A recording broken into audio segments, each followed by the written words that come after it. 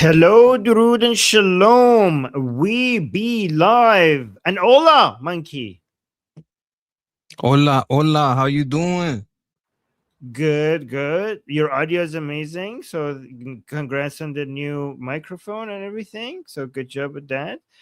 Um, yeah. And also, okay, so I'm gonna play an update before I ask you, because usually when we start, I just say like, hey, what are you feeling?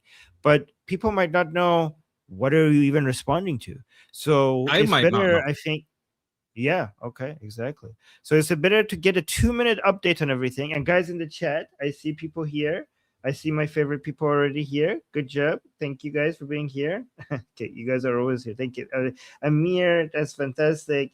Always supporting us. Wesley here, Sarah, Casey. I always try to notice the people who always show up. Dominic, Bobby, Comrade. Yeah, because you guys are with me and like from the beginning to the end, and I just feel so I appreciate you guys. So because it's a long day ahead of us and I need you guys by my side. We love you. Oh, I love you too, Sarah. All right, fantastic. Okay, so let's stop it. Let's get an update. News Chief Foreign Correspondent Trey Yingst is in Tel Aviv. Hello, Trey.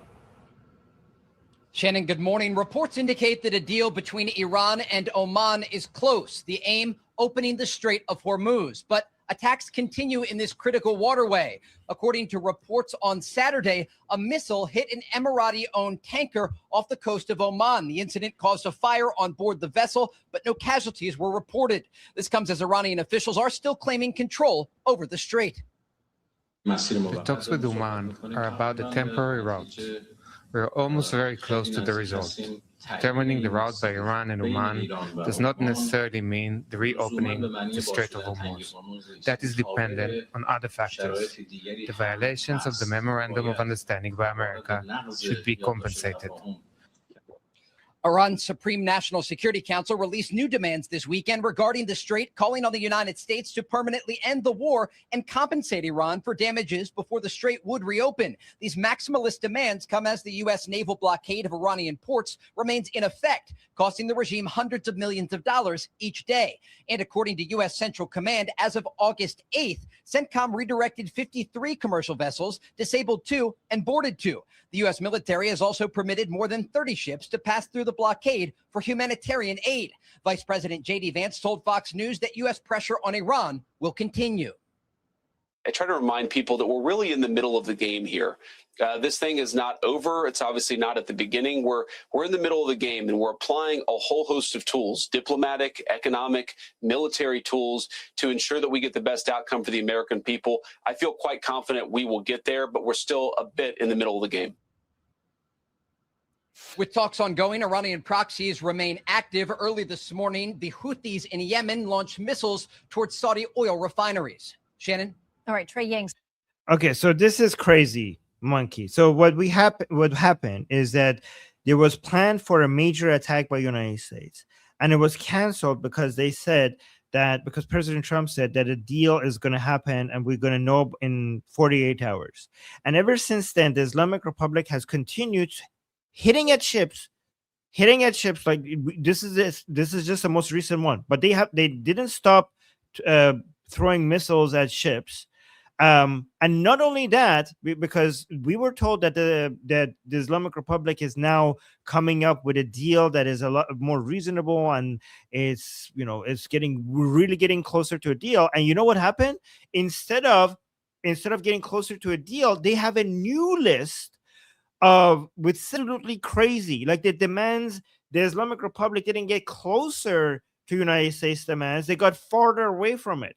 And I have seen some of the demands on this list. There's a list of 6 demands that the Islamic Republic has, and it's unbelievably insane what they're asking for now.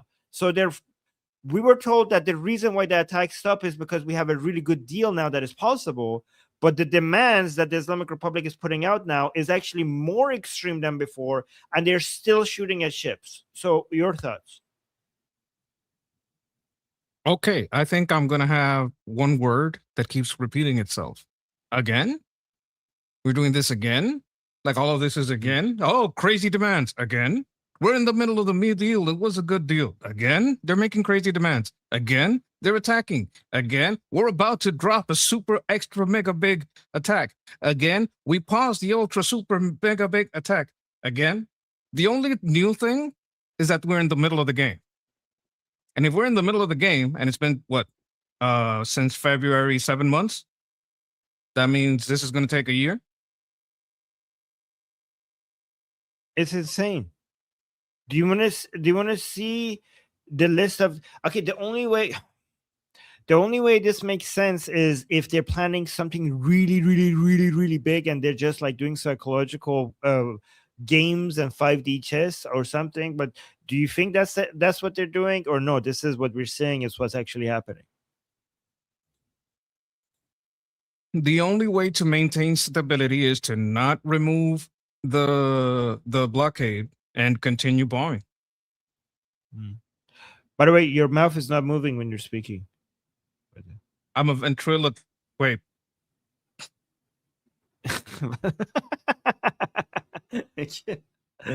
Okay.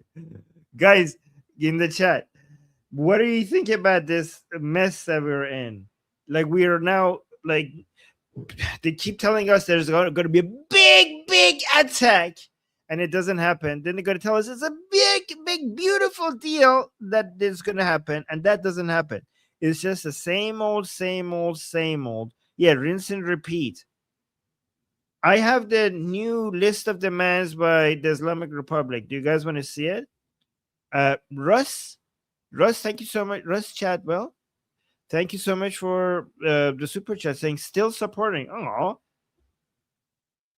thank you for not giving up on us. Appreciate you, Russ. Thank you. So, guys, yes.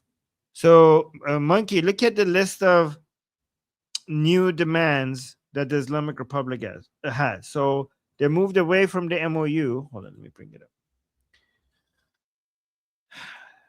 And the Islamic Republic, yeah, you guys violated the MOU, so this is what we want now, okay? So it said number 1. So this is a list of 6 demands. 1, ending threats against Iran and its sacred values. That's number 1. The sacred. Okay. Okay. Number 2, permanently halting military action against Iran and its regional allies. Permanently. Oh, permanently as in forever. Okay. Yes. As in like not attacking Hamas, not attacking Hezbollah, not attacking the Houthis, not attacking Hajj al-Shabi. Everybody. You just stop attacking them all forever. Right? Withdrawing U.S. naval and air forces involved in a blockade against Iran. Okay. Compensating Iran for damage caused during the recent conflict. Lifting U.S. sanctions. Releasing Iran's forces and assets. That's what they want. Where do I sign?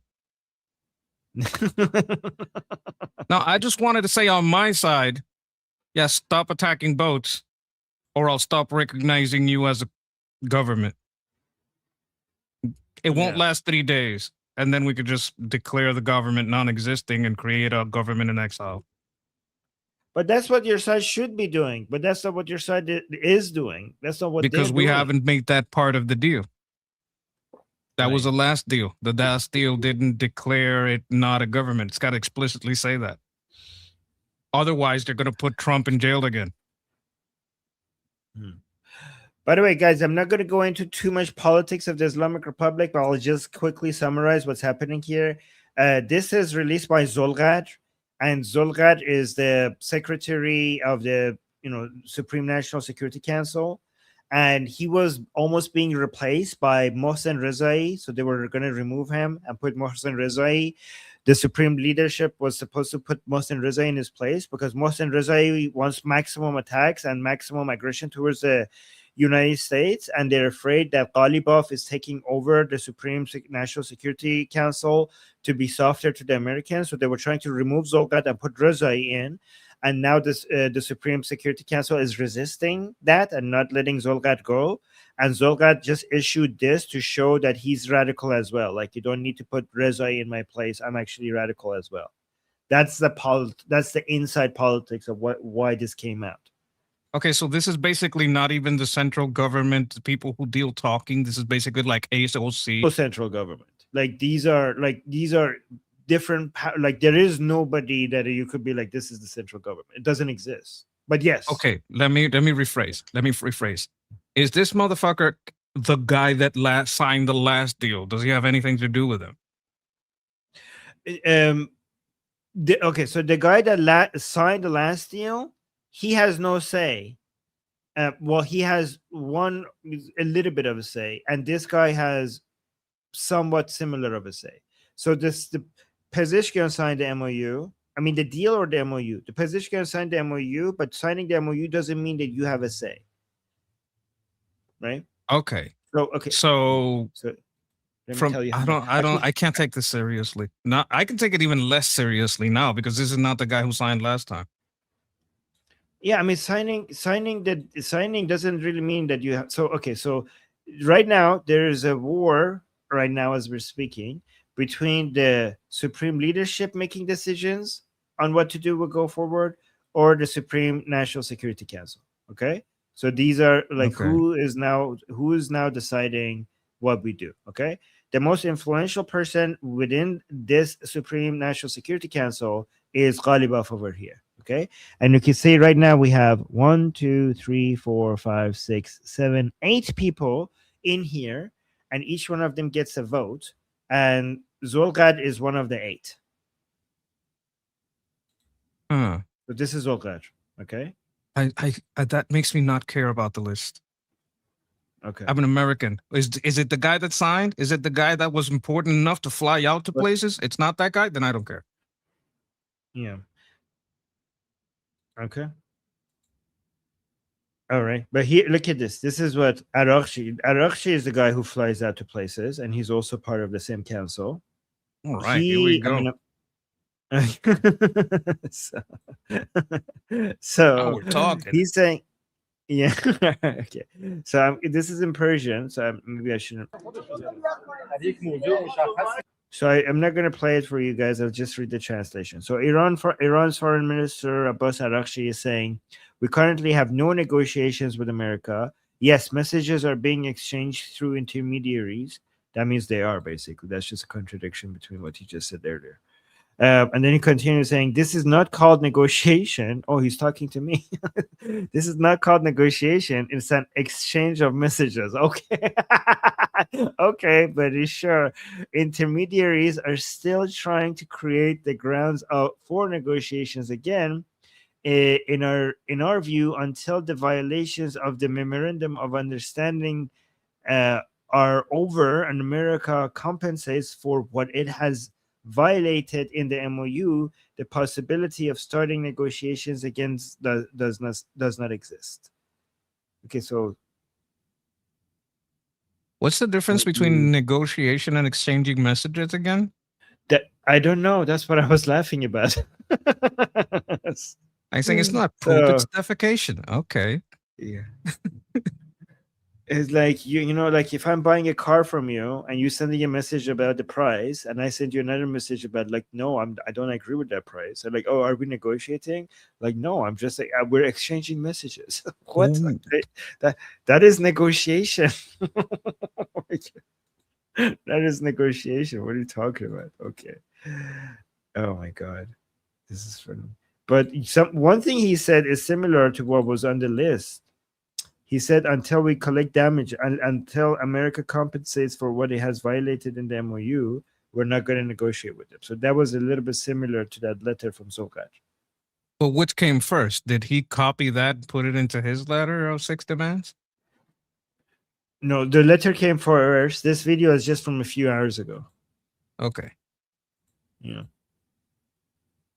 But interesting. Okay, let me see what this is. Saying, holy crap, Secretary Scott Bessent just announced the checkmate move. President Trump is making the Strait of Hormuz irrelevant. Oh, yeah, we heard about this. more than 50 to 70% of the energy that moves through the strait now is going through underground pipelines. I mean, no, he's talking this not now. That's Not gonna now. it's That's like yeah, I 2 went or over this 2 yesterday. years. Like it'll take a year before any of these pipelines. It'll take half a year for the one that's being built. I think it's by UAE to finish, or Qatar, one of those two. I think it's UAE. And the other one, it's like no, this is not true at all. Hmm. Oh, look at this. Pagan Lord is saying Liberty Politics TV. Let's go. Yeah. Thank you guys. Thank you you. guys are awesome. Thank you. Thank you. All right, let me play this. I want to thank as well. He was here. I didn't know he was going to be here. Treasury Secretary. I think he's going to go down as the best ever. Scott Bessent.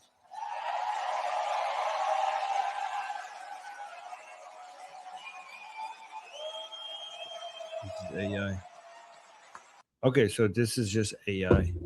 All right. That's like a hype video. Yeah, it's a hype video. I was like, what? I thought he's gonna play the video of Scott Besson explaining that. All right, let's go to why did this hype video got 24,000 likes? Crazy.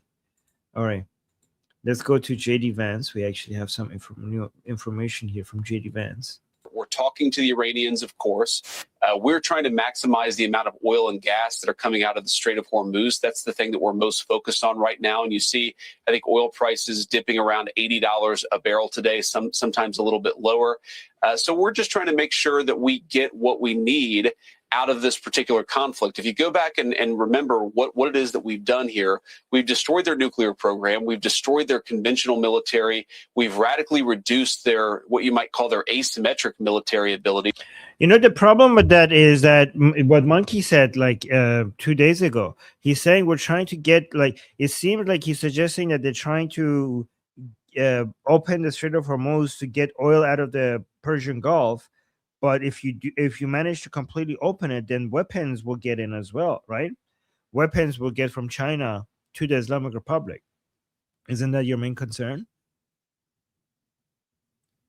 Well, there's many main concerns. Number one is 1,000 Wuhans. They don't need nuclear. Number two is any removal of blockade is going to lead to a complete rearmament. We have tried this one. They completely rearmed. So we have to remove the IRGC. There's just no other way. Yeah.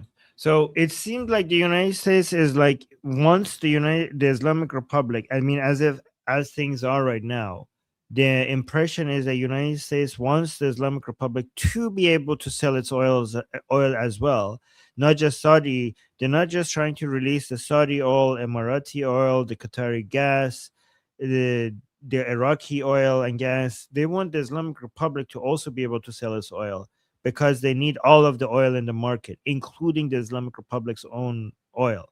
That's the issue that a lot of people are having a hard time to deal with, because now the United States is pushing for the same thing that the Islamic Republic is pushing for, which is their ability to sell oil. Anyways, let's continue with this. Yes. Yeah. Call their asymmetric military abilities. And right now, oh, look at this. Ghalibov is saying, hey, Monkey, mic sounds great. Ghalibov likes your mic. Appreciate you. Thank you. Yeah. By the way, Mikey, if you see anything in the chat that you want us to answer or respond to, like, feel free to start them.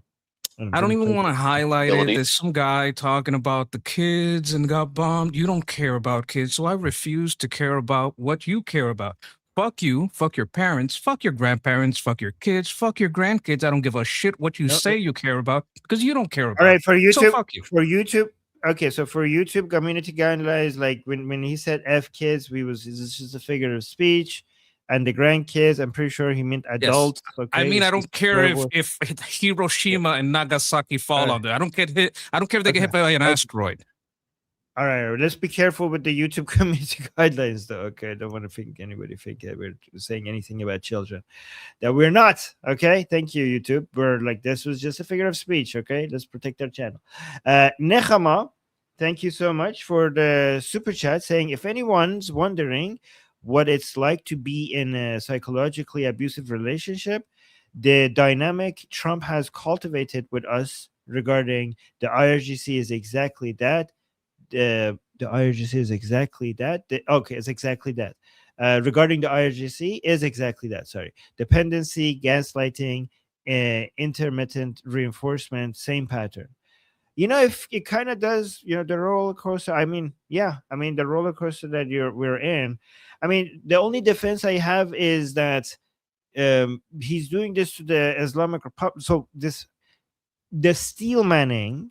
Okay, I agree with you, Nechama, but I'm just saying the steel manning of this is that he's doing that to the Islamic Republic, and we're basically getting affected by it as well. That would be the so-called, I don't know, 5D chess move, psychological war games. Like you're saying, the psychological war games is against the Islamic Republic, but we're also getting, affected by it. But that's, again, I'm not saying that's what's happening, but that's how that would be the steelman of it. I mean, But I get what you're saying. don't they all act like that? Aren't all authoritarians like that? They like to gaslight you about what's going on, about their power, about how they're helping you, what they're doing to you. No, I'm not hitting you. You're hitting, like that kind of, like that's kind of what they do. Yeah, I mean, they do. I think like there is a level to it, because if you go too much, then your threats will not be taken seriously, and then internally your own people will not take your word seriously as well. So there's a balance to it. You have to confuse your enemy, but you have to make sure that you don't do it to the point where you're confusing your own voter base, because then they're going to punish you for it, right? And also your enemies, if you do it too much, if you overuse it, then your threats would not be taken seriously. And it's important for your threats to be taken seriously because you might need it next time. So there's a balance to it and how much you get to do that. But yes, I see it. Absolutely. Yeah. And thank you, Nechama. Thank you for the super chat. And draw the line. Thank you so much for the jewels. 80 jewels. Thank you so much for that. All right, let's continue with JD Vance. And right now, we're trying to see if they're willing to make the kind of long-term changes that would be necessary to have a better relationship with the United States. And if not, that's They will not.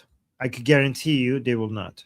United States. And if not, that's fine too. We're just going to keep on applying the pressure that we can apply and getting as much oil and gas out of the Middle East so that Americans can enjoy lower gas and energy prices. So that's the delicate dance. The final thing I'll say about this, Kaylee, is I try to remind people that we're really in the middle of. I mean, let me steel man him. Okay, so we might want the Islamic Republic maximum aggression against the Islamic Republic and regime change. JD Vance might look at it and like, this is actually not that bad, the situation that we're in right now. Okay, oil prices are low. We're getting enough oil out of the Persian Gulf. We have maximum economic pressure on the Islamic Republic because of the blockade. We're comfortable where we are, given that the oil prices are not that high. We could just stay here for a while, right? We're okay. We're good. We can't leave. They would immediately close it. Mm-hmm. I don't see any scenario where we can leave. We don't have enough pipes to leave. The best scenario is to stay. We don't have to do a massive carpet bombing. I think we should, but we don't, not carpet bombing, like massive targeted strikes. But what we definitely can't do is leave. We can't open the blockade. That would lead to massive rearmament. The second you open the blockade, that means they can get any ship. If they can get any ship, they get that hydrochloride, whatever that was that they use for dual fuel for ships, for solid rocket fuel. We can't let them get that. They might open it up and get drones. Like, we can't open the strait. That's not a possibility. So you have to keep the blockade. You can't let them resupply. You can get them to sign some kind of paper because they're going to break the deal in 3 or 4 days. That's not going to be long enough to like resupply and get the missiles working. Like, you would have to mix it, put it in the rocket. There's a process. So you can let them do that, and then go back to a full, send everyone through. They're going to attack a ship. That's just part of the risk. Whoever risk going in, you knew what it was. All right. So you do that. They're going to hit a ship because they're going to hit a ship. And then you lock them in with, hey, you signed here that we were not going to recognize you if you hit again. We're giving the money to a transitional government because the whole world is sick of your shit. Mm. That's my steel Like, man. yeah, good steelman, to be honest. Justin with a super chat saying crazy, unnegotiable Durka Zolgad. Okay, what is SP? I don't know. Hold on. SP is probably self-proclaimed. Self-proclaimed for Supreme Leader 2026. Oh, okay. So you want Zolgad to be the Supreme Leader. Go ahead, Islamic Republic. Put in a Supreme Leader Trump cannot possibly claim reasonable. See what happens to you after that. I mean, yeah, Mushtaba is the Supreme Leader that nobody could see. We already have that. I mean, if he's alive, then that's Mushtaba. And Zolgat can't become the supreme leader because he's not an Ayatollah. He's not even a mullah. But yeah, I see what you're saying. And thank you, Justin, for the super chat. We already have that situation, though, Justin. The people who can't be negotiated with are already in charge. So we don't need to wait for a supreme leader like that. The game here. This thing is not over. It's obviously not at the beginning. We're in the middle of the game, and we're applying a whole host of tools, diplomatic, economic, military tools, to ensure that we get the best outcome for the American people. I feel quite confident we will get there, but we're still a bit in the middle of the game. Do you think he's as optimistic as he claims to be? I think this is all bullshit. In the middle of the game says more than anything.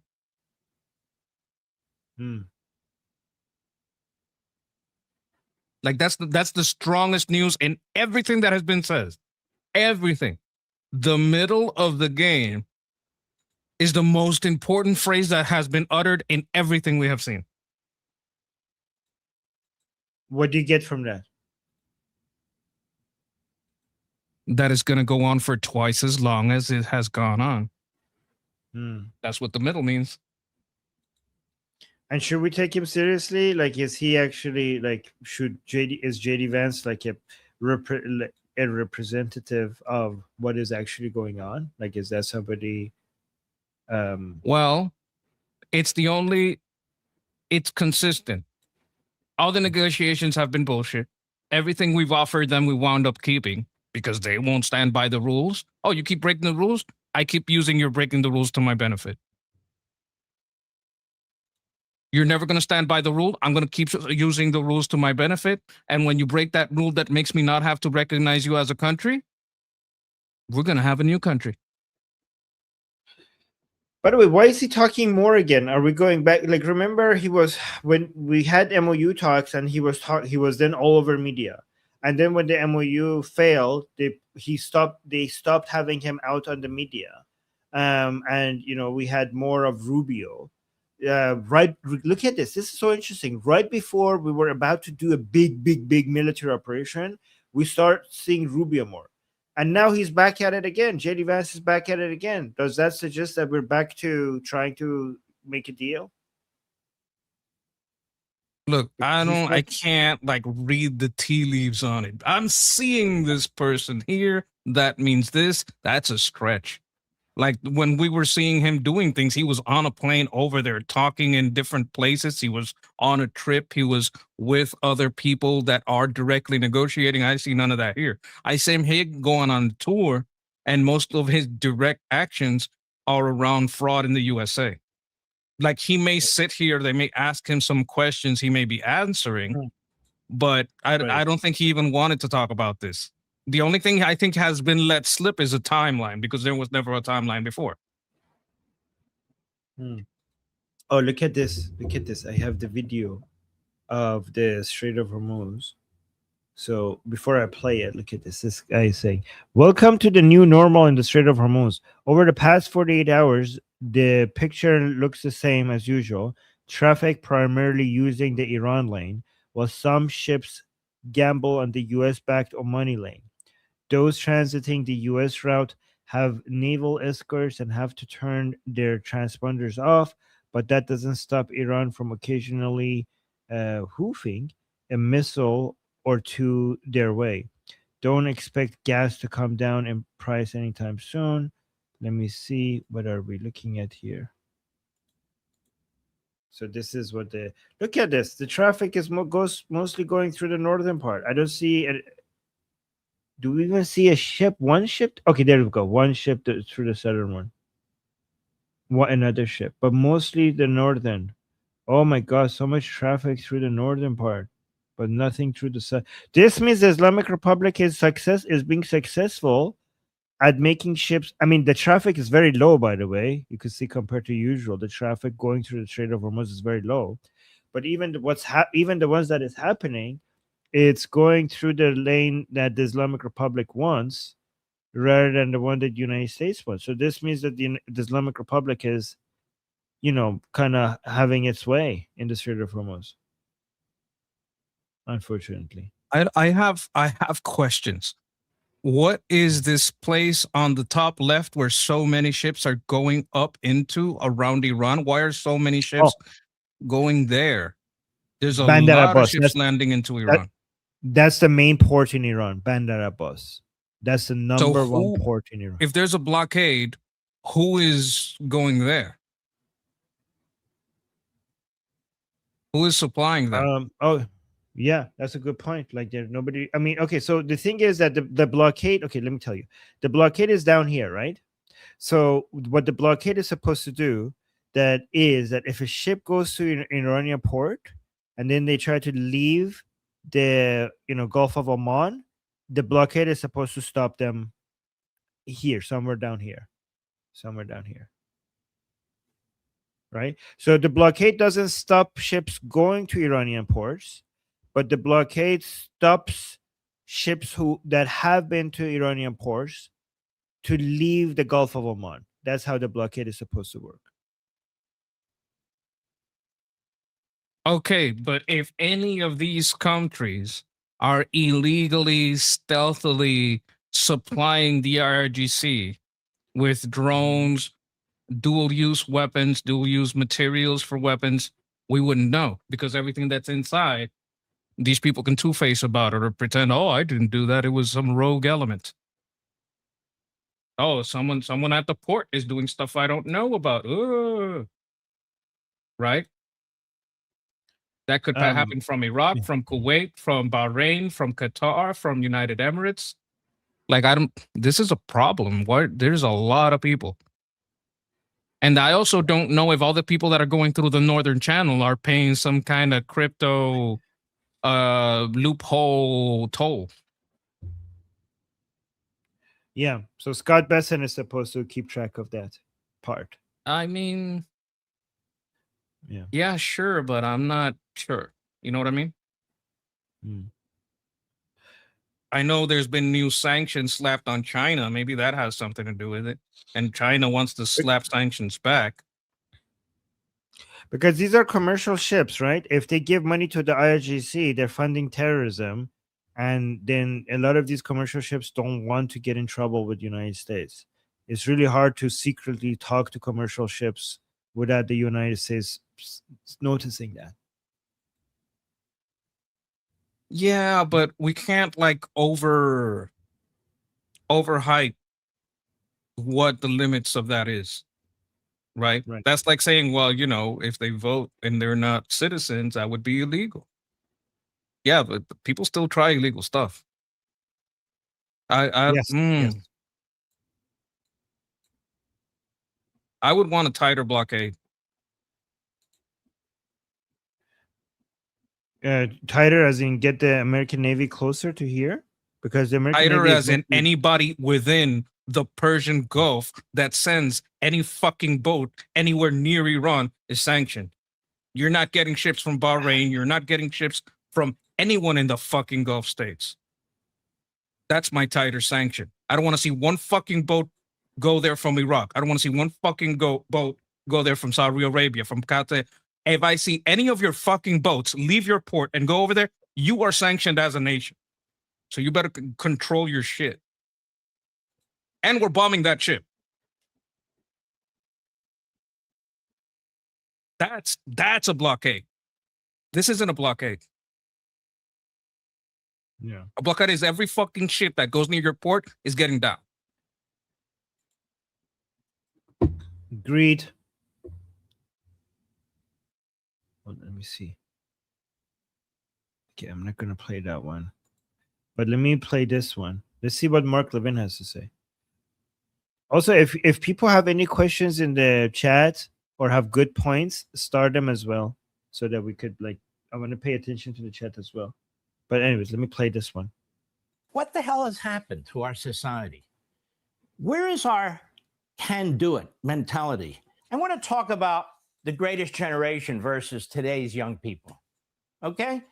I got to thinking about this over this taco debate on the internet. That's how pathetic things have become. The greatest generation endured the severe economic scarcity of the Great Depression during their youth, followed by massive global combat and home front mobilization during World War II. Over 16 million Americans served in the military, facing intense physical danger, hundreds of thousands of casualties, strict civilian rationing of food, gas, and clothing. We sit here with a war in Iran against an enemy that has killed thousands of Americans, maimed thousands of Americans. I remember a time when America would say, let's go. Let's destroy that country, destroy that government. You don't get to kill thousands of our fellow citizens, military or civilians. You don't get to try to assassinate our president. You don't get to threaten us with potential nuclear weapons either. Now it's a debate. Should we take him out? Shouldn't we? Are you a neocon or a warmonger? Is this a war of choice?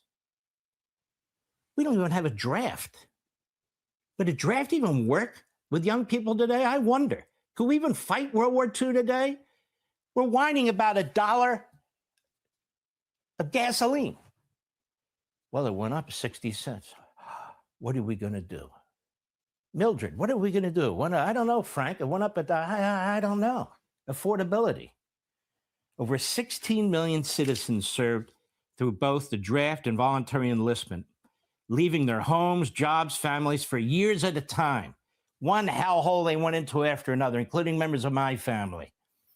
Troops faced brutal conditions across global fronts, resulting in more than 670,000 American casualties and hundreds of thousands of deaths. Families live with constant anxiety, receiving telegrams reporting wounded, missing, or killed loved ones. Unaffected personally, our families, by what's going on in Iran with our troops. It's going on way too long. Way too long. You know, the price of gasoline and the price of a taco now, it's just crazy. You know, this has gone on long enough. Are we going to the movies tonight? I don't know. Should we see a play? I don't know. Is football on TV yet? I don't know. But this has gone on way too long. You understand? What the? What's your take on this? Do you think Americans today he's are talking soft about concern trolling. This is called concern trolling. This is when the left pretends to be the right, or Pakistani bot centers pretend to be Americans. This is very popular. So they pretend to be this guy lives nowhere near America, pretends to be America, and say, oh, we're very concerned. We're very concerned about the prices. We're very concerned. Oh my God, I voted for Trump. Blah, blah, blah. It's all fake. So what happens is a lot of people buy into it. These concern trolls, because people like to mimic what they see, they say, oh my God, we have, the price has gone up too much for us. But it's a fake us. The person that's telling you we are suffering too much, that person doesn't live in America. They're gaslighting you. This is I've seen the call centers. I've seen the FBI has raided a bunch of them and stopped them because these people also engage in a lot of online fraud. Like you see the computers, you see the 20, 30, 40 accounts. These people love, sometimes they're controlled by actual humans, but the human will, put the same message in 20 conversations. And they always have one topic, and they'll put that topic in 20 videos or 20 accounts that are discussing a topic. It's gaslighting. And he's talking about American gaslighting. Now, if I was going to give him some good news, there's been a surge in recruitments. Many branches are exceeding goals. Army reached 61,000 in recruiting. The Navy, 45,000. So there's a surge in recruitment.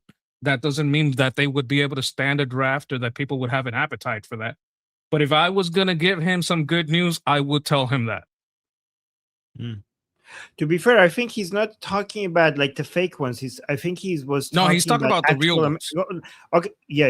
Let me finish my sentence.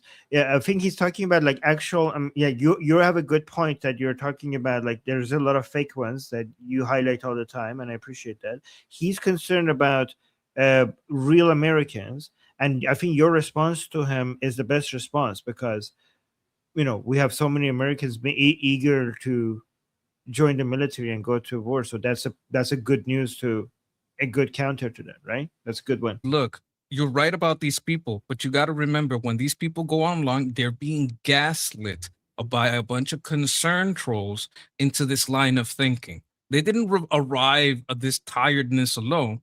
They're just repeating what they're reading over and over from these accounts that pretend to be Americans and pretend they have the concerns that Americans have. Yeah. Yeah. But do you think the Americans who are worried about gas prices going up $1, like, is that, and they're upset about that? Like, they shouldn't be upset about that. They should just take it and accept it. Do you agree with that mentality? Yeah, you should be a little bit more adverse. Like, if you can't, like, yeah, you should be able to, like, you can complain about, yeah, well, you can complain about it, but you can't act like it's the end of the world. Because, so here's the thing, have gas prices been historically low, right? Especially if you consider inflation and you consider all these other factors. It's like people who really got used to Bitcoin being at 100, and they see it go down to 63 and it's a disaster. It's like, well, was it due for a correction though? Like, are you thinking about these prices? Or are you just, I think it's too much. Like, there's not a lot of thought going on. And when when you think about it, it's going to make sense. If you don't think about it and you're just repeating what you hear, you complain. I started a comment from Dajjal. Dajjal is always in the chat saying, yeah, I'm a fucking warmonger. I want dead Durkas. If that makes me a warmonger, so fucking be it. Dajjal, you want to kill warmongers. That makes you a warmonger. How dare you want to kill the warmongers? Now you're a warmonger. Yeah. Who is the number one warmonger on Earth right now? I know anyone? Does anyone in Africa fund more wars? Does anyone, like, who's the number one war now? I listen, I'm gonna be real. If you put a gun to my head and said, tell me who the number one warmonger on Earth is, I'd have to say the IRGC. True. I mean, they say it. They war until the whole world is ours. That's what they say. Tinley, thank you so much for the super chat saying there's no affordability issues, only I can't cook issues. Also, no one is entitled to a home. You must be a citizen with enough earnings first. Ooh. I mean, the affordability issues, to be fair, like in the United States, is like the inflation is not that high. Like, inflation is not that high. You're right. Like, I agree with that. And yeah, I think a lot of people keep trying to blame, society and the government and the economy on things that they have more control. Like, they could actually fix themselves if they took some responsibility. I'm supporting Tinley. Do you agree with that? I think he's hitting him with the straight facts. It's your fault, motherfucker. Yeah. Stop blaming other people. People who say that they're just a bunch of leftists. Leftists love to blame everybody for themselves for their problems. Yeah, exactly. I agree with that. Learn to cook, people. Learn to cook, and also, like, honestly, guys, United States gives you the more than any country, it gives you the opportunity to climb up the ladder and take advantage of so many opportunities that the rest of the world doesn't give you. Right? Like no country more than the United States provides you with ways for you to grow and make more money. No country in the world does that. So, I'm not saying don't criticize your government, because it's very American to criticize your government, and you should do it, and that's how your government gets better. But also take a look at yourself and see, what am I doing? Like, maybe some of it is my fault. Maybe I could do better. And thank you, Tinley, with a super chat.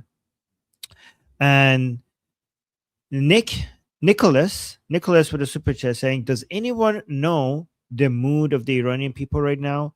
is it time for action on the part of Shah Reza Pahlavi? The Iranian people are getting ready for the next fight, and but they are not armed.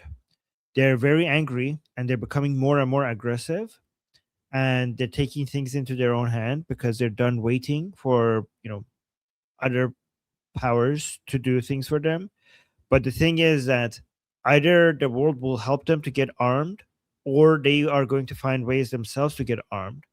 But when you say, is it time for action on the part of Shah Reza Pahlavi, that comes with the assumption that he's just sitting by and not doing anything. And that is not true. Prince Reza Pahlavi is active all the time. If you're saying that the action that you're expecting is for them to rise up against the regime again, like we just had the January uprising. We cannot have just uprising after uprising after uprising, especially given that the last one was turned into a massacre, right? And the next uprising, I think, needs to be something where we need to have something that I mean, I don't know. I mean, it's not up to me, obviously, but it makes sense if the Iranian people want to be armed next time they do an uprising, and if they get armed by I don't know, the Americans or Ukrainians or Israelis, then so be it. But if not, then it's going to take some time for them to be able to find ways to arm themselves. That's going to take time. And thank you, by the way. Good question. Thank you, Nicholas. Trump, this guy is the guy that you're starring. He's kind of a troll. Do you actually want me to translate his? No, that's what I wanted to know, because it's like kind of like I don't know if it's spamming because I can't read it, but I don't know if I wanted to know your thoughts on this. Is this a good guy or a bad guy? It's not spamming because the message. No, don't highlight. I was gonna. Oh, okay. I'll get him. I'll get him. Okay. My bad. No, it's okay. You get them to. Yeah, because he's not spamming. He's trolling, right? But the reason why it's not spamming is because the messages are not different. They're not the same, right? So I wouldn't consider that the spam. But it's okay. Leave it. You know what? It's not worth it. He's kind of spreading negativity. Just let. I already got them all again. I'll take them out. Okay. Okay. No. You know what? Just let me just do it. He's saying Trump بیشرف روسی باخونده. So he's just blaming Trump because he's giving in to the mullahs.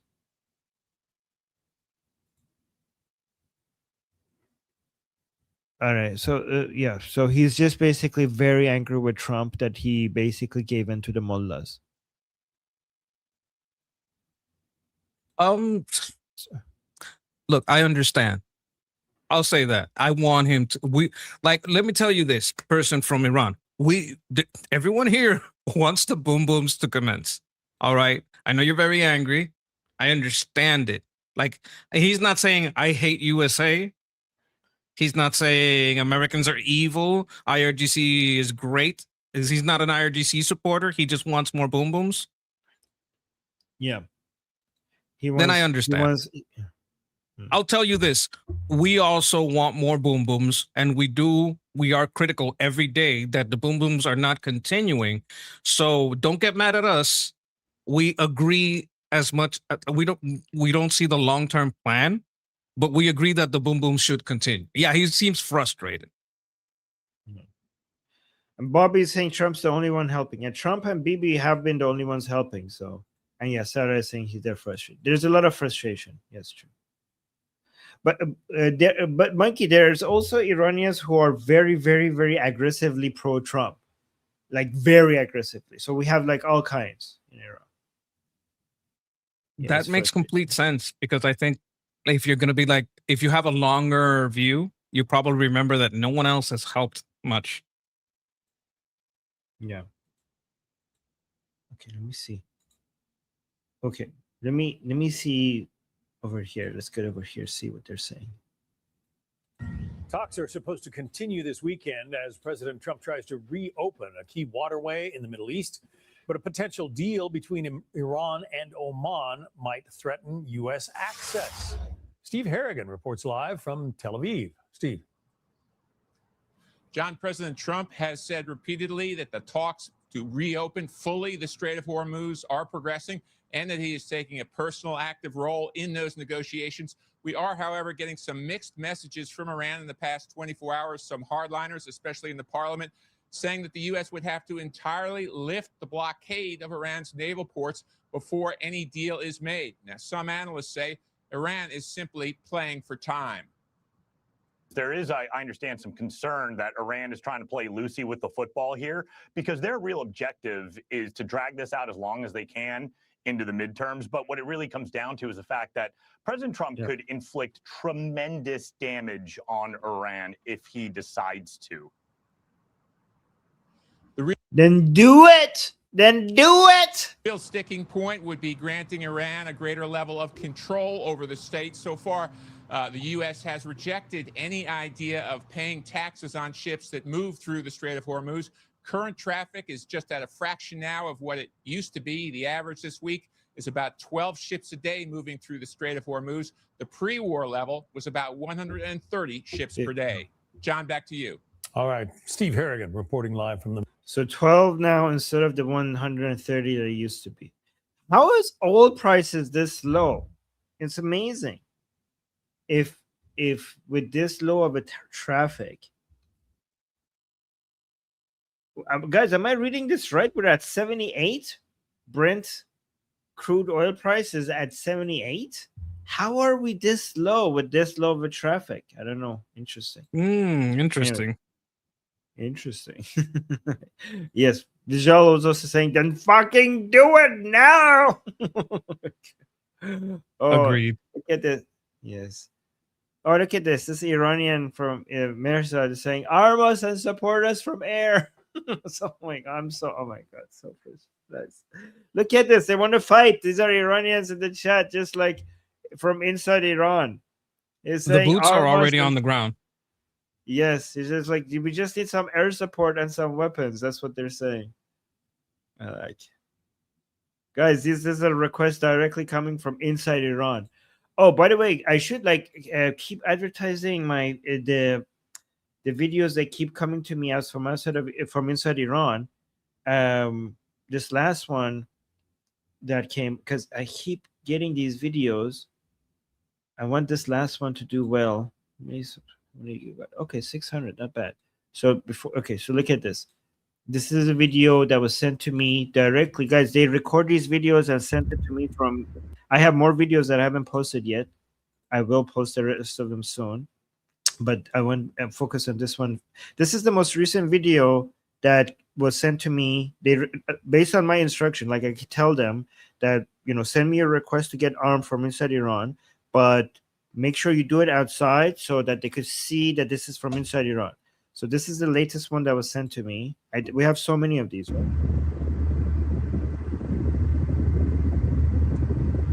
So you can see, like I told them to record it in a way that you can see some shop signs, some cars, so nobody could deny that this is from inside Iran. And guys, like these people, when they make these videos, the punishment for making this video is death. So the people who send me these videos, they take it's a huge risk that they recorded and send it to us. So they do it because they want the world to see that the Iranian people want to be armed. So I'll put the link to it in the chat. If you could please go and repost that, I would very much appreciate it. The first video that I got was the one that I think Mark Levin shared. Was it this one that Mark Levin shared? It was this one. This one got I shared the last video you had on there in the chat. Oh, thank you. This was the first video that was sent to me.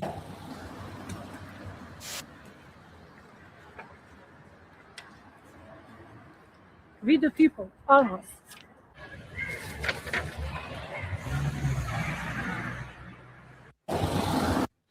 Yeah, but I have so many more of these. But I don't want to keep sharing that with you guys. Just go share that last one that I sent you guys, because that one's the one that we're trying to get now more people to see. I posted the last two you showed. Oh, thank you. Can I go back to the previous one, the newer one? No, that's okay. It's okay. Either one is fine. They're both in their chat. If you scroll up a little bit, guys. Thank you, Mikey. And yeah, do you see Tusi supported our campaign? He mentioned me, and that was like such an honor that he mentioned it.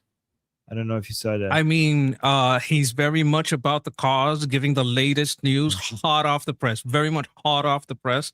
Everything he discusses. He's also very handsome, man. That is beautiful, man. Okay, okay. So let's move on before the monkey makes things weird as usual. Justin with a super chat saying, I think what we're all upset about is we know that BB will finish it if he has to do it alone. But we're all worried that we may lose all the momentum until that or Trump or if until Trump decides that. Actually, Justin, I have news regarding BB doing this by himself. I will get to it soon, but we do have some information regarding that because Israel is signaling that they might do it without the United States. And I want to talk about that, but let's talk about that when we get there. And thank you so much, Justin, for the super chat. Yes, we're losing the momentum. That is 100% true. Okay, we were here. It's time for us to wake up. President Trump did, thank goodness. And he's the first president that really has acted upon this threat that has been hanging over our heads for all these many years. You know, Ambassador, I hear what you're saying, and thank you so much for being here with us today and the work that you're doing. You had said how many beatings to essentially get Iran to correct their behavior? Well, I think that's a question a lot of Americans are asking themselves. You know, you look at the efforts against Iran so far, why hasn't it accomplished that goal? Why hasn't it gotten them to correct their behavior yet? The big reason, Lisa, is because the Iranian regime really is much more able to absorb the pain. They don't care. They don't care if they kill 60,000 of their own people in the course of just shutting down the protest. They're also a regime that, frankly, doesn't think like a government should think. They're not thinking in terms of their future. This is a government that is based on a radical theological basis, not. I would say I would adjust this a little bit. Okay, they are thinking about their future, but their future is not the country's future, right? So the Islamic Republic sees itself as separate from Iran. Iran is what they are milking to be able to, for their own sake, they do think long term. In fact, they think very long term, and they do think about their survival. They're obsessed about their survival, but they see themselves as separate from the Iranian people. Their survival and Islam and Iran's survival are two separate things. One thing I'd say about this is similar to the Cuba situation, that when they're prosperous, there's going to be some infrastructure there. But if things get tough, they don't care about the infrastructure. They don't care about the people. This is why further action is needed, because you're not going to get there only through a blockade, only through economic means. The regime needs to be eliminated. They just divert it to something else and let everything fall apart. True. A geopolitical one. So if anyone understands that they don't just sit down at the negotiating table and say, what would be good for our people? So they will don't it care ever what's work? good for their people. So will it ever work? Well, here's one thing that has happened. The Iranian regime is weaker than it has been in 47 years. The infliction of harm to them and of pain to them is not something that is imagined. Their ability to produce a nuclear weapon has been greatly set back, but their missile capacity, unfortunately, has grown. And in 1 year, they went from being able to deliver a ballistic missile from 2,000 kilometers to over 4,100 kilometers. That puts their capacity to touch any city in most of Europe: London, Paris, Berlin, Rome. All of those cities are now in the just sights of Iran. How long will it be before they can launch one toward the United States? That's why we have to take them seriously, and we cannot ever allow them. And this is where the president has been so incredibly consistent. They'll never have a nuclear weapon. They won't enrich uranium, and they're going to have to stop killing their people and building up an arsenal of ballistic missiles. You know, I think I know things are not going as fast as we want, and I'm not saying this is like what we should be waiting for. and I'm not saying this is ideal, but I do think that if we keep going this way, at some point there's going to be a more global coalition against the Islamic Republic. At some point, because at some point other countries are going to be like, okay, enough is enough, and we might have a situation like we had with Saddam in the first Persian Gulf War, but we'll see. I can tell you a plan A and plan B. Okay. Plan A, we win the midterms and we just continue until we can declare them not in charge of the country, make a transition, take a transitional power. Plan B, we lose the midterms, we fight it in court and say the Congress and the Senate does not have that power in the Constitution, and there is no law written that gives them that power in the Constitution. The commander-in-chief is still the commander-in-chief.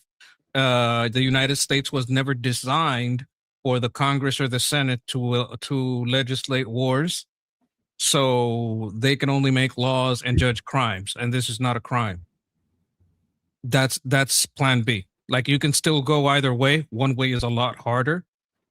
But if I was Trump and I was saying, well, I don't care about the midterms, it's because I got a plan A and a plan B. I want to respond to this comment because it's really stupid.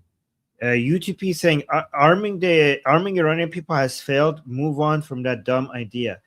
The Iranian people have never been armed. Are you this dumb? You're calling that the dumb idea? Are you this dumb? You're talking about the separatist groups in Iraq, the most anti-Iranian force. You're talking about Kurdish separatist groups. Those are not the Iranian people. Those are anti-Iranian people. Those are anti-Iran. What are you talking about? Gaslighting. Iran is gaslighting. What an idiot. You don't even know what you're talking about and you're calling other people dumb. Oh, we got a super chat. Thank you so much, Eric. Eric saying everybody send videos to Laura Trump. Okay. Please share the videos and quote tweet whoever you think is most appropriate. Like, this is one of the information warfare things you can do. If there's a person that you feel has been speaking on this that might want to talk about this, bring up this possibility, just quote tweet. Yes. Send those videos. Yeah, that's a good idea, Rex. Send the videos of the Armas videos to Laura Trump. Great idea. Thank you, Eric. Thank you, Eric. Thank you. Yes. All right, let me show you a video. Okay, this is actually very interesting. Hold on. So this is a government official, right? Let me remove the banner so you could actually read the subtitles. I could just read it. He said, when we first entered nuclear activities, our real goal was to build a bomb. No point denying it. You saying the other guy saying, you mean the goal really was to make a bomb, like a nuclear bomb? Yes, 100%. Whose goal? And saying certain individuals, or so the journalist is saying certain individuals or the whole system? And saying the whole system, everyone who started. The real goal was to build a bomb. We had started and we wanted to go all the way. If we could keep it a secret, if we could keep it secret and test the bomb.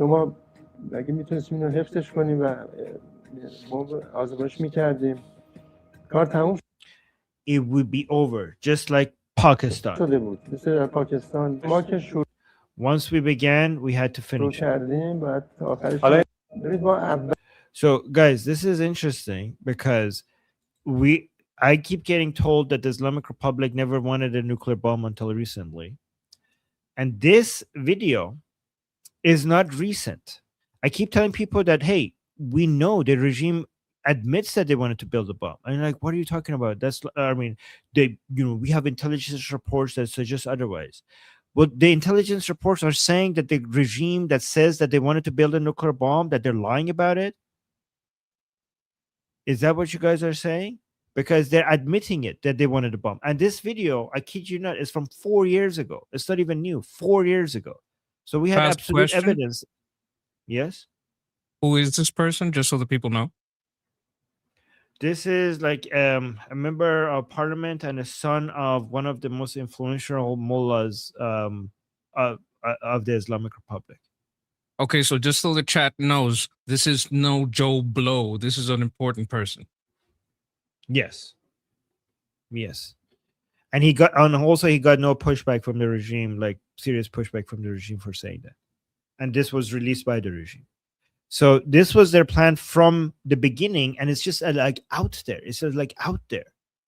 And I don't know, like people are like, oh, our intelligence shows that the Islamic Republic was looking for a bomb. Like, well, then so when they like your what are you talking about? Like they're saying it. Yeah, it's crazy. Let's go back to JD Vance.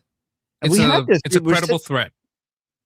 Yeah, we were sitting on this video for like, people, because I keep talking about the intelligence that Israelis extracted and the audio from Fakhrizadeh that said that he got the orders from the higher up to put a nuclear head on the ballistic missiles, and he was building that, and that's why the Israelis killed him. And nobody takes that audio seriously. So I would be like, okay, you don't take that audio seriously? How about this video? You're right from the horse's mouth. Like, I don't know what else you need. All right, let's see what JD Vance is saying here. Is this a different one? We've destroyed their nuclear program. That's the same as we had before. Okay, let's go to Israel. Okay, so there's two updates that we have from Prime Minister Netanyahu. First one is this one. So, we had the 15-point roadmap for Gaza from the Board of Peace. So Israel is completely rejecting that. Israel rejects the Board of Peace 15-point roadmap from Gaza. The IDF will not make any withdrawal until Hamas is fully disarmed. We're talking about real disarmament, not fictitious ones. This is from Prime Minister Netanyahu. We are talking to the Americans about this issue. They have ideas, some of which are acceptable to us and some are not. We know how to stand up to these things. So the Americans are trying to get again, this is in Hebrew, so I'm not going to play it. The Americans are trying to get the peace deal between Hamas and Israel finalized. So, but the Hamas has said, like, okay, we agree to disarm, which only means that we're going to give the guns back to ourselves under a different name. But the condition is that Israel needs to do this, needs to withdraw from Gaza. And Israel is saying, like, we're not going anywhere until you completely disarm. And we mean completely disarm, like actual disarm, not fake disarm. And I think Israel has it's completely fair. Like, I don't think because I see a lot of anti-Israeli people come on and argue that, oh no, Israel is not letting the peace that President Trump is coming up with to actually happen in Gaza. Like, what do you want him to do? Like, leave and then trust Hamas to disarm? Like, obviously they're not going to do that. But so this is about specifically Hamas and Hezbollah, right? It's not about Iran. This is between Hamas and Israel, and it is related to Iran because Hamas is a proxy of the Islamic Republic. Okay. Yeah. I'd just like them to say we're also not going to stop fighting Iran till Iran also completely disarms, not just nuclear, everything. Yes, let's go. I'm sorry, I got excited. I'm going to calm down. That's okay. We got a super chat. Thank you, guys. We're 2 away from our goal for today. Thank you, guys, for your support. Wolf is saying, Armin, do you have that interview with the IRGC bomb guy isolated as a clip to share? Oh, you mean Fakhrizadeh? The audio from Fakhrizadeh? So, wait, the one that I just showed you, because that guy is not IRGC, that's a member of parliament. I could put that. Okay, yeah, I could put that in the chat. Hold on. Is that basically like a senator or a congressman saying that? Yeah, it's a member of parliament. Former, deputy. Okay, so he's former deputy speaker. So not only he was in the parliament, he was deputy when he was saying this. He was also the deputy speaker of the parliament as well. His name is Ali Mutahari. Okay, I'll put the link in the chat for you guys. Thank you for the super chat, by the way. Okay, link is now in the chat. So, guys, thank you guys for wanting to share these around. I appreciate you guys trying to inform more people. Okay, so that's one Israel news, but here's the bigger Israel news. Okay, so Israel is preparing to strike Iran on its own if the U.S. pulls back from further military escalation. The IDF is maintaining plans for independent action as Washington pushes toward a diplomatic exit. Yeah. But here's the problem, Monkey. Israel. Oh, look at people got like yes, ooh, yeah. So Israel is like, okay, we are done waiting. We're gonna go. We're gonna do it alone. We'll do it live. Okay, so they're gonna do. So a lot of people are expecting for Israel to attack soon without United States because they're running out of patience.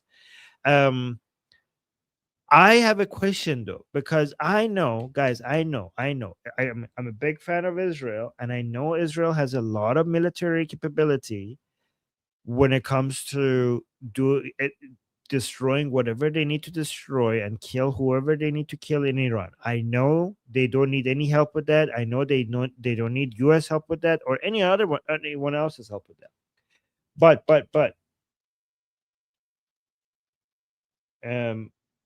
But the Israel does need US's help when it comes to defending itself.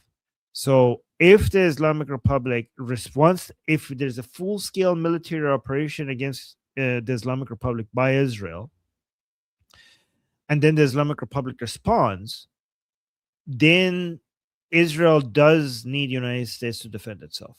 It does. It does need the defense system that the United States provides them and supports them, and supplies it with the stockpile missile interceptors to keep using them. Israel cannot do that without the United States. So then, this is go on. If I was being tactical, I'll say, look, I don't think they're going to leave. I think they're going to keep the blockade. But if I'm going to hit, I'm going to hit before they rearm. I'm going to hit right now. If they're talking about deals and all this shit, and there's any chance that this might be real, I'm going to go hit them where the blockade is in, and they're still in a low supply status. Okay, so they do have enough to be able to do so because Israel, every time you see Israel defending itself very effectively, it happens with United States, right? So right now Israel can't destroy so significantly for the Islamic Republic not to be able to respond at all. But the counter to what I'm saying is that there is no way the United States will not defend Israel, right? So I'll have a counter to my counter and then a counter to that as well, right? So people are saying, like, Armin, you don't have to worry. If Israel attacks the Islamic Republic and the Islamic Republic responds, there is no way that the United States is just going to sit back and just allow Israel to be attacked like that. That is true. That is true. But if Israel does that, then the narrative of Israel taking advantage of how much United States is committed to defending Israel will escalate to so much. So think about this. United States like, okay, we're not doing an attack. Israel like, we're doing this alone, with the understanding that if the Islamic Republic responds, the United States will defend Israel. Then the arguments that Israel dragged United States into a war would not just be Nick Fuentes videos. It wouldn't be Democrats anymore. It will come from the White House. It might even come from the White House. I mean, we already had J.D. Vance. It would just escalate to a whole new level. And the soft power that Israel has in the United States is already depleting. It's already getting lower, so by too much. And this would just escalate that by a whole other level. Because there has been so many accusations of Israel dragging the United States into a war, and they will all be false. But this one would be real, because this one, United States publicly has said that, yeah, we're like publicly has at least signaled that we want a deal, and Israel then like it would be undeniable this time. And I don't know if Israel would be able to afford losing that much of legitimacy and support in the United States, given that it's already getting lower. Does that make you understand what I'm saying, Mickey? Yes, I do understand. I'd like to add a comment on that. What made us move the first time wasn't even just the uranium and the material. It was that we had information on a target. Now, if Israel has information on targets, bingo sheets, and they can knock out 5, 10, 20 in that bingo sheet in a strike, I don't think we'd be mad. I think we'd be like, yes, please go ahead. I hope so. That's a good point. Soapbox had a comment saying, wrong, Armin. That was one stolen batch. We know other weapons are making it to Iran, not hidden news. I don't know what you're talking about. Like, how do we know Probably that? Like, the separatist. I know he's referring to that, but I don't know why. Like, he's saying that was just one stolen batch. There are other ways that the Iranian people are getting armed, and that's news. Are you making up news? How is that news? Like, how do you like not hidden news? Like, are you kidding me? Like, you're making stuff up now. If this was actual news, it would be headline viral news everywhere. Like, Mark Levin would be talking about it, Ted Cruz would be talking about it, Iranian people would be celebrating it. Are you out of your mind? Like, are you making up news? You could say like, oh, I think this is happening, and you might be right, but to suggest that this is news when it's not news, like, you're making up news now, and you're so confident about it. And I don't know, even if what you're saying is true, how does that negate what I said? One more thing. When we talk about arming the people, it's not we got like a few bags full. These are pallets. This is not a small thing, right? It's not it's a big operation. When Armin says we would know if there was a big training campaign, we would know. It's because what it takes to take on the IRGC is not a small amount of people. Right. So that's why he says we would know. It would be in the news. Like, you may be aware of something. I don't know. But try to think of the scale, because I think we're like, some people in the chat don't understand the scale. So they think, yeah, it's probably definitely happening. I heard this news or that news, but scale matters here.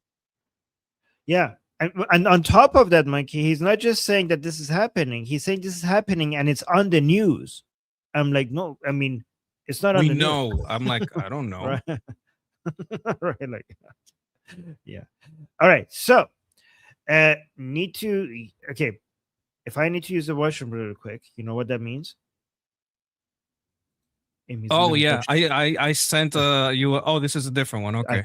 We're gonna watch what you sent first, but I want to do the Iran related ones first before we go to the Islam related one. So let's do Iran related. Yes. Okay. I'll be right back. So we now know, and we knew it on Tuesday and we knew it on Saturday, but we now know for a fact. Why did Trump call off the escalation? Why has he not escalated yet? It is because the fundamental underlying reality has not changed. And we've been saying it for months and months and weeks. You know the story. We can't win. They hold there's nothing we can do here. What more is there to say? Iran is suppressing shipping in the Strait with these projectiles, with drones and missiles. We cannot prevent them from doing this. There is literally no way to stop this from happening. If we try, Iran will bomb our allies. And increasingly, we can't stop that either. So with all our power, Okay, wrong. There is a way to stop that. Regime change. There is a way to stop all of that. It's called regime change, right? So first lie. Well, I agree with that. Yeah, like he's pretty much right about a lot of things here, but I wonder if he's gonna say we're gonna have to. Like, I think eventually he's gonna wind up saying we're gonna have to stay. I don't see how we leave, because if we leave, they're gonna stop shipping. You know, you're right, because he has already said that.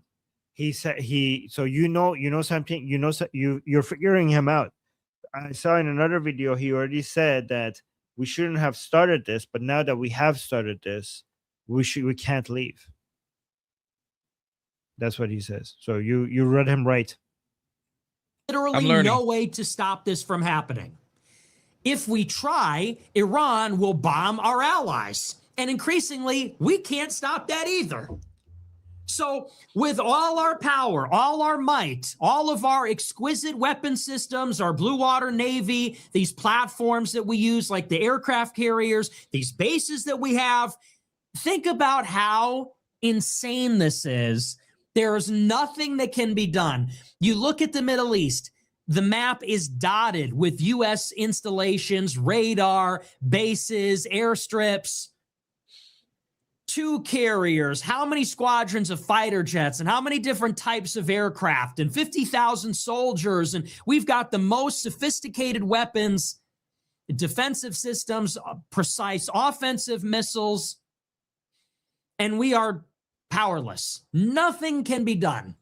If a ship goes through the strait, Iran is going to hit it, and we can't do a thing about it, even if we're escorting the ship. And we could go back and we could bomb the site that launched the drone at the ship. Doesn't matter. They will go to work repairing everything that is destroyed, and they've got so much stuff we can never destroy it all. Iran's too big of a country. They've been preparing for this for decades, and they basically figured us out last year. After the 12-day war and Midnight Hammer, they figured out what works. And even more so, after our initial strike in February, they also realized the Strait of Hormuz, that's their real ace in the hole. Increasingly, they don't even need a nuke because they got the strait. The purpose of the nuclear bomb is deterrence. I mean, the strait is not that big of a deterrence as much as you think it is. The oil prices are under 80. Like honestly, like I don't know why people are I do know why, exaggerating how big of a deal the Strait of Hormuz is. Okay, the issue is that in the United States, people's votes matter, but it's not like the United States is suffering the way that the Islamic Republic is suffering. Like United States is doing fine. The problem is the reason why they're not finishing this off because this is not as for them. I mean, I don't agree with this, but at least from their perspective, this is not as big of a deal as it is economically as it is for the Islamic Republic. The Strait of Hormuz, like a mushroom cloud, would damage the global economy severely, and also Wuhan's as a biological weapon or a nuclear weapon will devastate the global economy in a way that closing the Strait of Hormuz hasn't been able to do at all. Like U.S. economy is booming, and inflation is not really that high, and oil prices are low. So why are this is like a nuclear weapon? It's not. You're exaggerating. Well, if you can close the Strait of Hormuz at will and tank the global economy, that's another form of deterrence too. And so it's not the same level of deterrence, not even close. If the United States attacks Iran, what's the breakout time to get a nuclear arsenal, declare it, and shut down the war? That might take longer than closing the strait and crashing the economy. So this is where we are.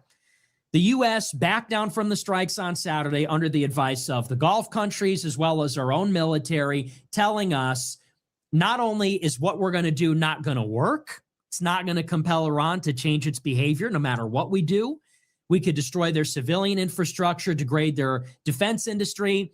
They're not going to give up. And secondly, we can't protect our allies from the retaliation. So this is why we back down. All right, what is your take? Okay.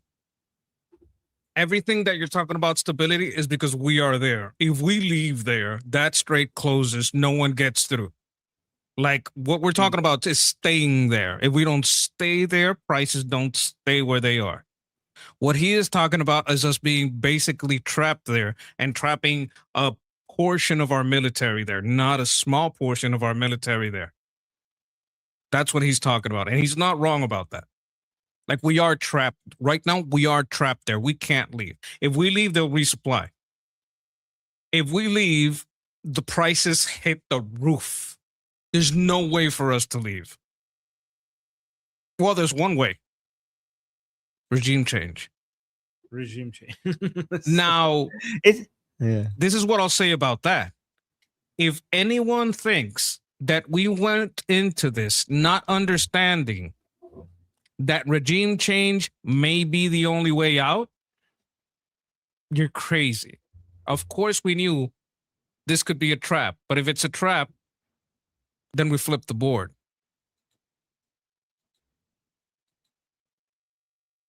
Yeah. Oh, yeah. I mean, it's amazing how many things can get solved. Like how many, all of the, everything that they're trying to solve.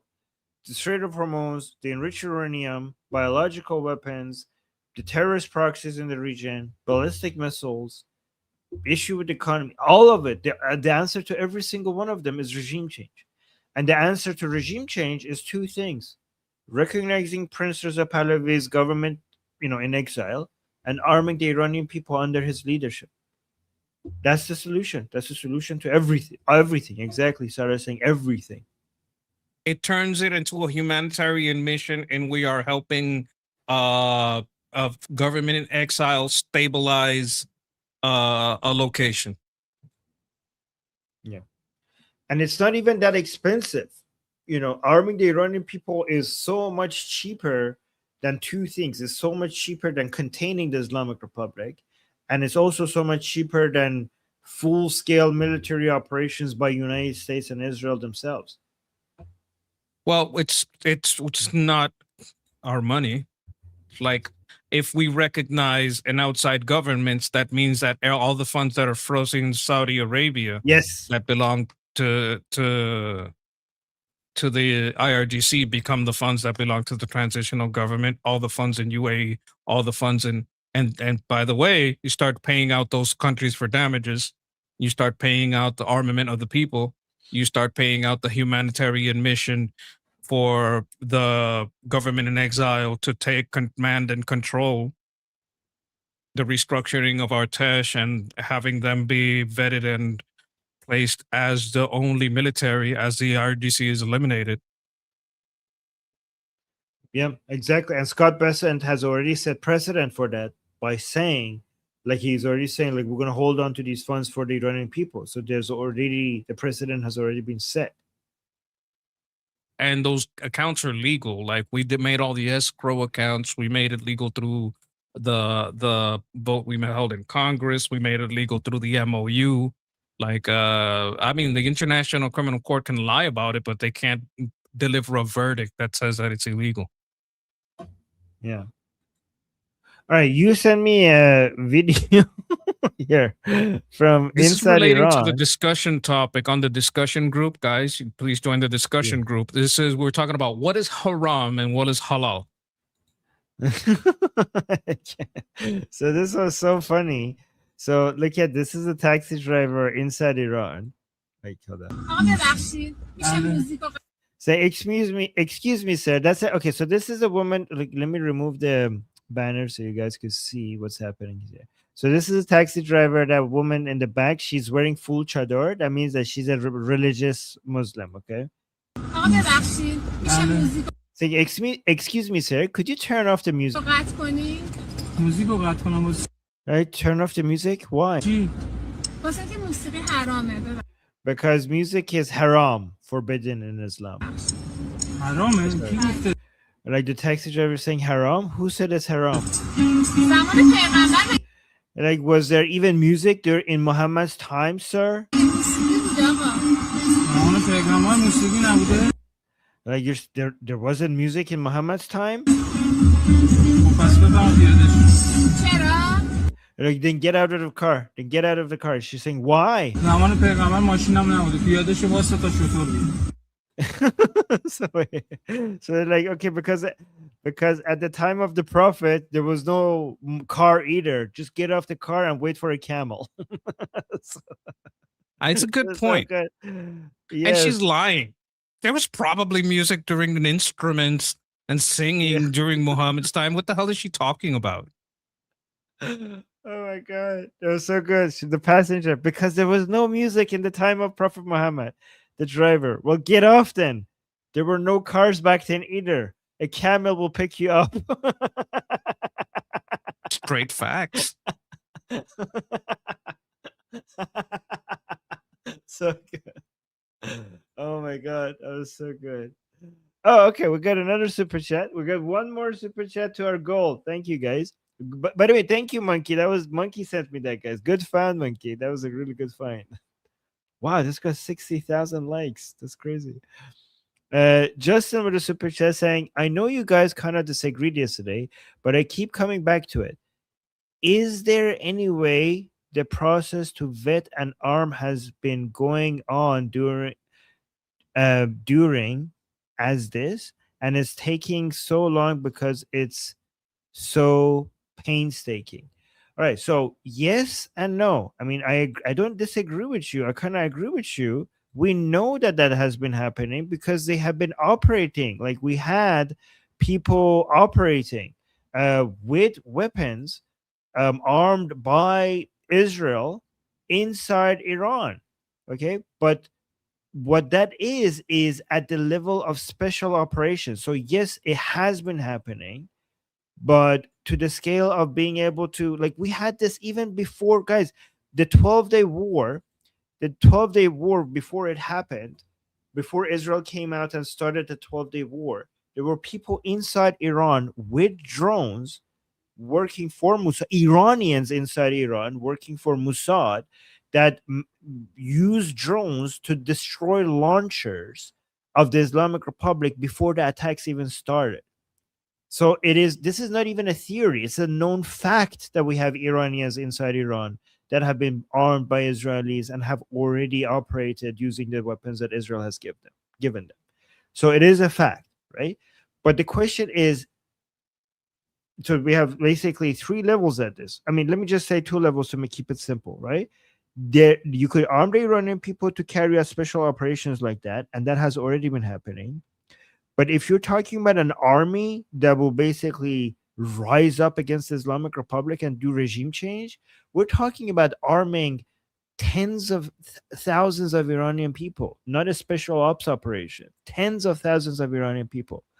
And I don't know how to explain how close to impossible it is for you to keep that hidden. Monkey, do you want to, maybe you have a better job? I just completely agree. The problem is we're talking about different scales, which is the same which is what happened with the last comment. Like, yes, you're right, but you're not right about the scale. The scale, when the people are putting out that message, arm us, they're talking about a very large scale operation. Mm-hmm. So he's saying, I know, tens of thousands in the chat. So he's thinking Yes. that I think that, okay, but he's asking whether maybe the arming tens of thousands is already happening. It's hard for me to, yeah. That's hard. That's like, yeah, that's hard for me to even imagine that we could do that without anybody noticing. Yeah. It's like, so, like, how could you arm tens of thousands of Iranians inside Iran and nobody is noticing it? Like, you need to have godlike powers, stealth ability. Like, it's hard. Is that possible? You're saying, is that possible? I mean, nothing is Possible impossible. is a big word. That's the problem with that. Yes. Yes, everything is possible. It's possible that Monkey and I don't even exist and we'd be like, I'm AI. Like, it's possible, right? It's possible that I'm actually a talking monkey. Yes, it's possible. So, but possible and likely are 2 different things. But yes, it is possible. All right, so Monkey sent me another video from about Islam from Nick Fuentes, right? This is the one, I think, right? This is where I put the difference between Tucker Carlson and Nick Fuentes. Like, there's room in his heart to hate more people. Okay, let's play this and see what this is about. Sneeko got caught buying views again, but on Twitter saying you fell off. Elon, if you can hear me. Oh, right. Sneeko. He's one of those smaller streamers on Kick, right? He's one of those small streamers. It's important to help out the small streamers. He just can't help but keep getting blown out. He does this tweet the other day where he's like, Christians eat pork. Why is that? It's like, you ever read the New Testament? That's kind of like a big debate. He goes, that at the end of the day, he just can't escape that he's an idiot. He just can't, like, there's no getting around it. If you're dumb, you can't hide it. If you're a stupid, ignorant person, unfortunately, there's nothing you can do to hide that. You can't get away from that, because if you talk off the cuff for long enough, people just find it out. So he goes on Twitter. He's like, why do Christians eat pork? Jesus never ate pork. It's like, that's sort of, great question. It's almost like the apostles should have figured that one out. It's almost like the early church should have, oh, wait, that's like a major part of the New Testament. That's like literally a major debate. Like he's the first one to discover this. But wait. The Jews that were at the beginning of Christianity, they didn't eat pork. It's like, if almost there was something in the Bible that dealt with that. Maybe you know that if you ever read it. Yep. I'm just going to comment here that we have to stop it because we're not trying to replace this content. We respect, we're doing this as a review so that YouTube should know that we're doing this as a review. And yes, the Bible Christians eat pork because there was a large debate. They were increasing Christianity to include a lot of people that had belief in the same system. So like anyone that criticizes Christianity and says this and this about Christianity and doesn't know that, you don't know what you're talking about, you look dumb. That's why Sneeko looks so dumb. Let it play. Okay. One. And then is he gonna say anything you disagree with? Like, is Nick is gonna say anything here that you're gonna disagree with? Well, he's gonna talk some things about Islam that I don't know because I don't know Islam that well, and I don't want to be like. I would like someone who knows Islam to see if he's lying about anything or like, is he just on the mark? I'll fact check. I'll tell you. I know Islam. I know Islam more than 99.999% of the Muslims. Here's where it got better. Then he gets ratioed. Somebody quote tweets him eating pork ribs because, of course, it gets like 8 million views. It's trending on Twitter. It's like a trending topic on Twitter with 20,000 tweets. Sneeko calls out Christians, gets caught eating pork ribs. Forgot he was Muslim for a second. Also, you know that Islam is an evil religion. Does this happen often? The Muslims once in a while like, oh, I ate pork. Oh, I did a thing. Is this like you could just do some kind of repentance and get rid of it? Like, oh, I got drunk. Oh my God, that had alcohol. So it happens with girls and alcohol a lot. Girls, alcohol, and porn. It happens all the time. It rarely happens with pork, right? So Muslims drink alcohol so much and they're like, oh yeah, I repent, I shouldn't have done that. They have sex outside of marriage and like, oh yeah, I repent, I shouldn't have done that, and God forgives me. Watch porn all the time. I repent, I shouldn't have done that. God forgives me. It's okay. We all have flaws. All the time. Pork is the one thing that, oh my, it's like you just don't do, right? So he's a particularly fake Muslim. This Sneeko. Well, he's a converted convert recently. He's a convert. Yeah. So he's not like born into it because there is a level of disgust that Muslims have for pork that they don't have with any other sin. You know what I mean?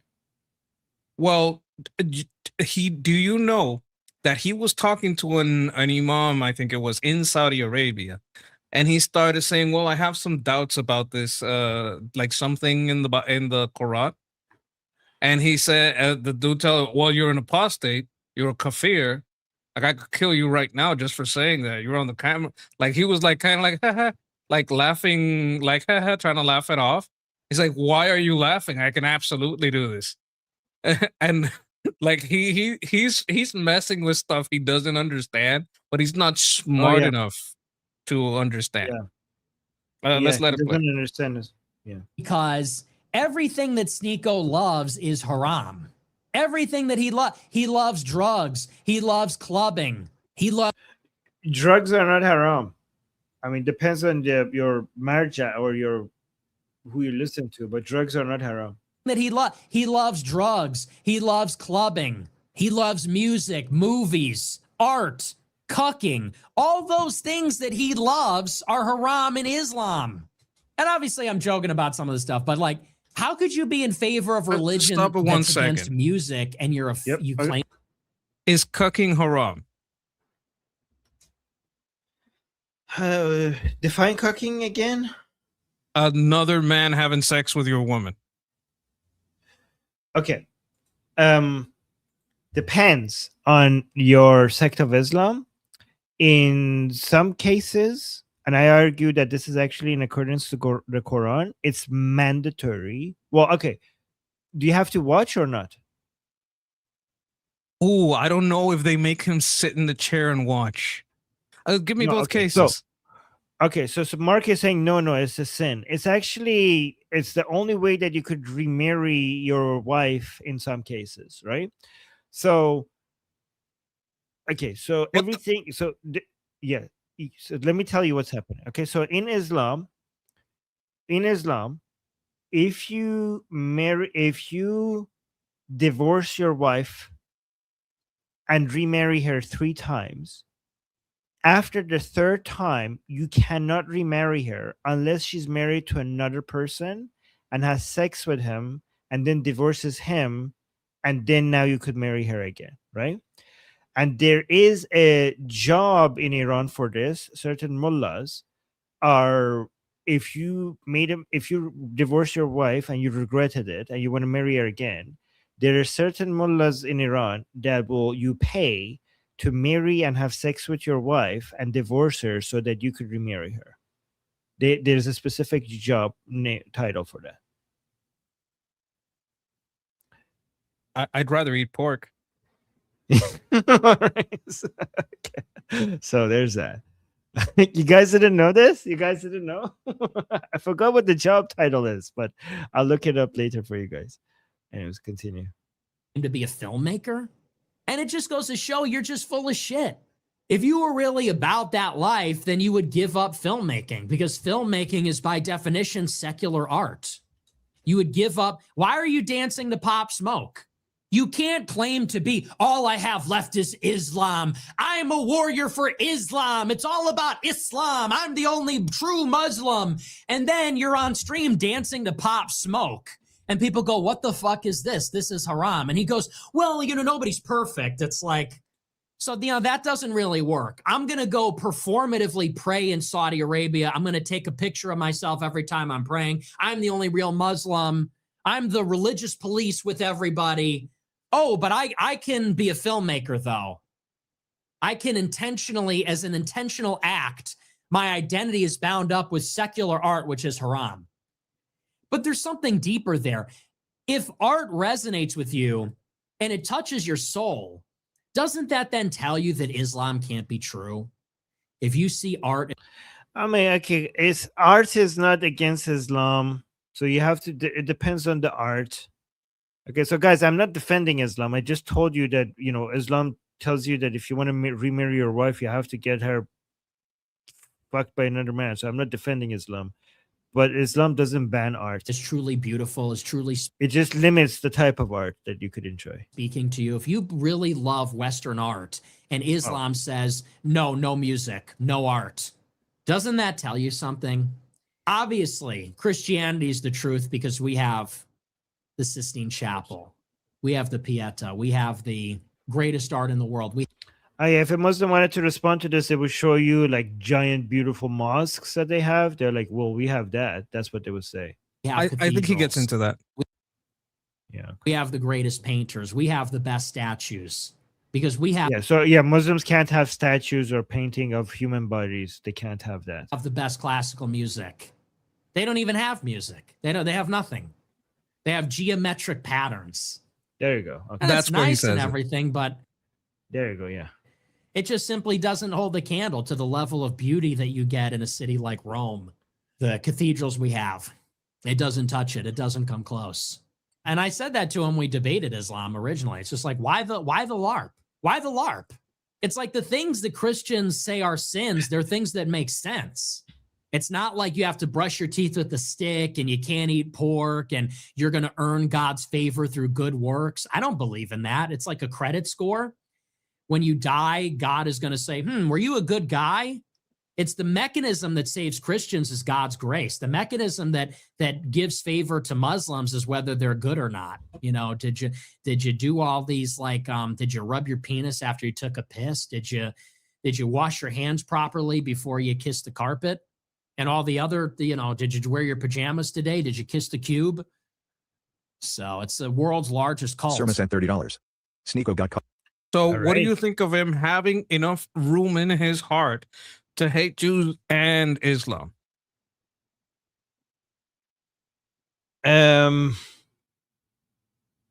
He chooses. Okay, so for him, Islam is bad, but it's a distraction from the main disease against the world. For him, the world Jewry is the main problem, and Islam. We could like make fun of them, and we could ignore them, or we could basically tell them to get the hell, stay away from our countries.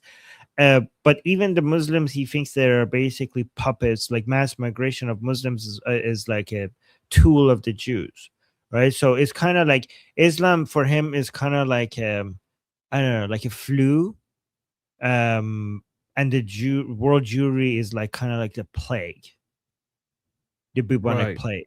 Like That's one is a cancer, and the other one is you get rid of it with some hot soup. Like one is curable, the other one you have to operate. Yes, that's the one. Yeah, that's the way he sees it. Okay. Yeah. Also, I think like it's making- watching him make fun of Islam though.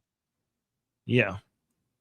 Yeah, I do. Me too. Especially, and this is what the only thing that I actually like about watching Nick is watching him destroy other anti-Semites. People like when he goes after Tucker Carlson, when he goes after Marjorie Taylor Greene, when he goes after Sneeko, right? That's what I like.